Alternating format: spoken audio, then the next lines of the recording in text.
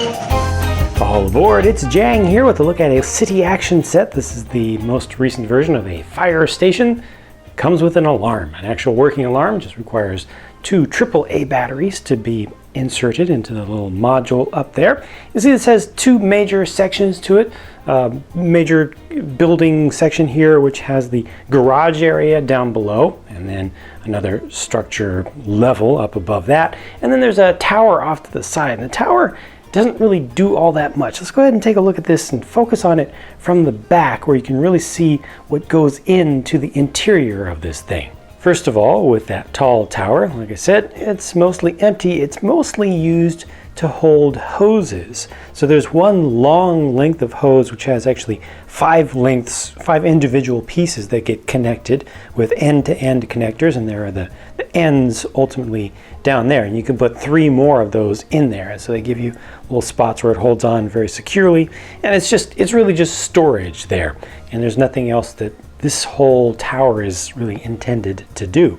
Down at the bottom floor, you see you actually have a little traveling device for your figures to be able to go up and down the pole, so they can actually hold on to that. Let me show you how that works. You just attach your figure's hands to both sides. It comes up perfectly to the level of a figure, then just spin around out there and then just let it drop, and it'll come right down to the bottom floor. And then this is the garage area, which on one side just has a little bit of storage for tools. So you've got just a shovel and a push broom there. This is all empty. It doesn't have a floor. Just use whatever is beneath you, table or whatnot. And then over here, even more storage space, and all of those accessories are actually included. So extra axes, both one-handed and two-handed. I think that's a fan or broom sort of device. I'm not familiar with that personally. The red thing is a flashlight. There's an extra nozzle that can be used at the end of a hose. A walkie-talkie is stored there. And this piece, which with a different sticker would be used as a remote control device, here it's being used as an infrared sensor and screen. So you'd have a heat, a sensor that can show heat and can determine hot spots, and also potentially find survivors amongst a smoky area. But that's just it for the bottom level, and those two doors are able to open up. They open out towards the front. They have a little snap, so it keeps them together so they don't mistakenly open up when you don't want them to. And the idea here is that you would just back up one of your engines or trucks into there, and you see it's got plenty of space to fit one. There's room around the edges. It's not a tight fit there, but once you close this up, right, and you come around and look at it from the back again, you see that the vehicle just sticks way out. So this thing doesn't really properly house the vehicles at all. It just gives you kind of a door and a front section, and then there's a little bit of the sides of the garage area, the vehicle bay in there. But for the most part, this is now kind of just sitting out in the middle of nowhere. Up on the top floor is a helmet storage rack, and there are a total of 2 helmets included with the set, and also 2 masks for breathing devices, I think for being in smoke, so you can put those directly on the face first and then put the helmet on, and each one has a visor. We'll look at one of those helmets more closely on a figure. A megaphone device there, and this is your little dispatch area. And it's a nice little console with 2 screens on it, nice stickers that look pretty good. There's a microphone there to use with the PA system, and buttons and full-sized keyboard and such. So that's actually done pretty nicely. And then this is the little sleeping area. So you've got bunk beds, and there's also just a little extra storage off to the side, including a camera that I've just put on the shelf there that is included with this set. And these bed units are able to actually fold in. So when you're not using them, they will fold in and actually snap right into that wall section right there to keep them out of the way. The alarm feature on this is really a no-frills thing. It has one button on it. You push that button and this is what happens. And that will turn itself off after a handful of seconds. It's actually fairly quiet. I expected it to be louder, but it's a nice thing to be able to have the sound without it being too obnoxious for other people in the house. But it's kind of kind of a muted thing, and it's just not, doesn't really add a whole lot of excitement to the set, I would say, and there's no light to go with this. They have kind of a simulated light, which has a transparent reddish piece here, so it kind of looks cool, but it doesn't actually work.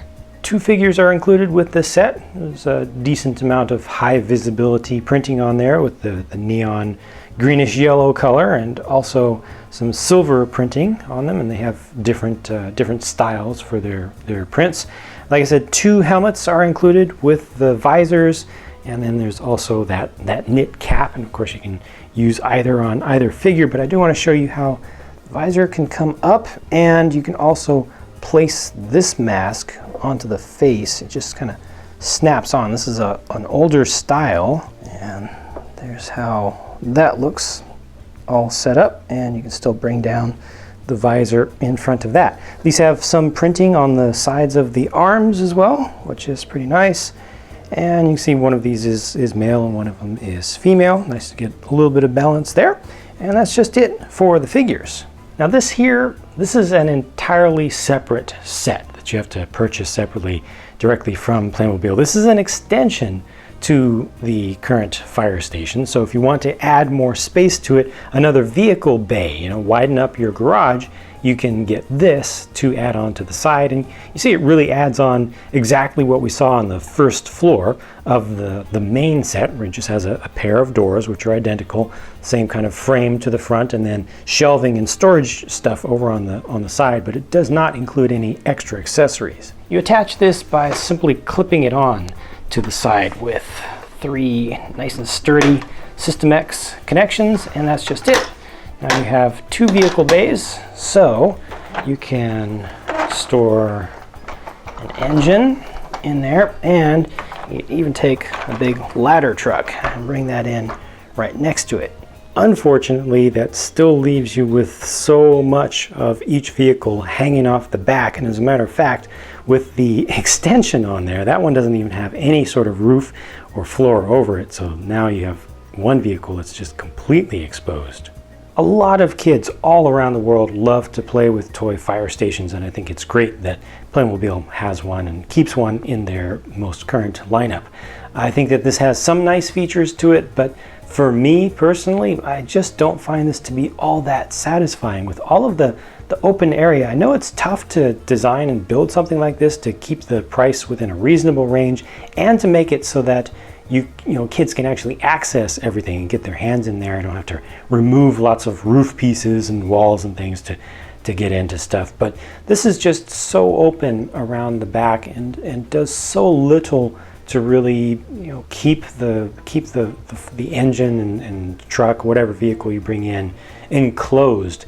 It just doesn't feel right to me. And adding on the extension set doesn't help with that much. I think it looks great from the front, and the extension looks great from the front as well, but just overall, functionally, feels lacking to me. Let me know what you think, though. If you completely disagree with me, I completely respect that, but please do share whatever you do think about it by leaving a comment on the video. It's always very much appreciated. So thank you for watching. Thank you for listening to my opinion. It's your turn to share yours, and I'll be talking to you again very soon.